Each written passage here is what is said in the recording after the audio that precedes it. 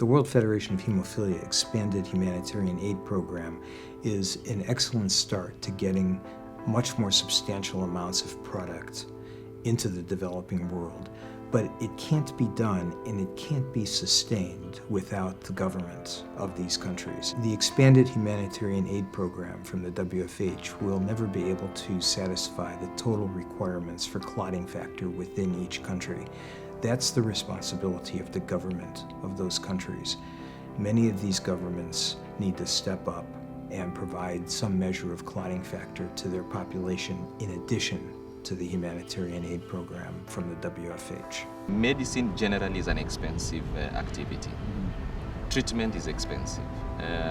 If you are dealing with a chronic debilitating disease, the more you need the government's involvement. Treatment for hemophilia, for example, is very expensive. In my setup, for you to get medication for 3 days, you would sell land, you know? So I don't know for how many pieces of land you would have to sell to treat yourself. It's almost impossible. It's as good as being told, sorry, we don't need you. The society possibly doesn't really require you. From a resource angle, it's almost impossible. Without the government involvement, it's pure donation. We need an involvement of the government to start buying product, to understand that with buying products, they can treat patients, and having patients being treated when they are young, they go to school. Going to school, they learn a job. If they learn a job, then it be beneficial to the social life of the country. So it's essential that the government is involved in that and understand that with clotting factors, people can live a normal life.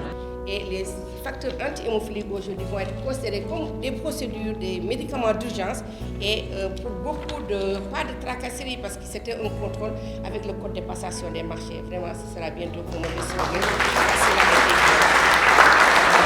So what we just heard is that here in Senegal, the Senegalese government has decided to include clotting factors into their essential emergency list of medicine, which makes the importation of clotting factors easier and faster.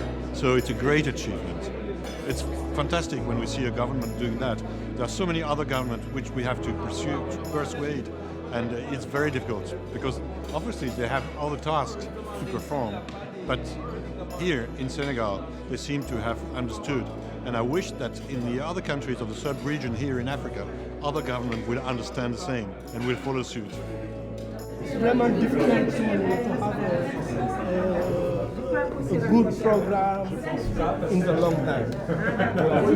You have a program, tomorrow the political change, the program is done.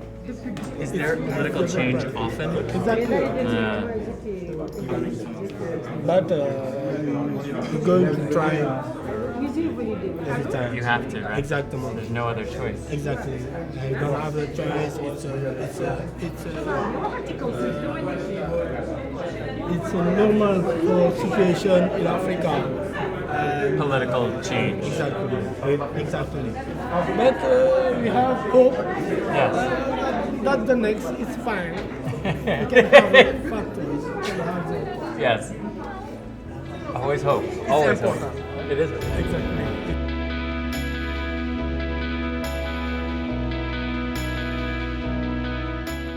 Hey, thanks so much for watching this video from the WFH Humanitarian Aid Program series. If you'd like to watch more videos from the series, you can click here, or you can click here. Here.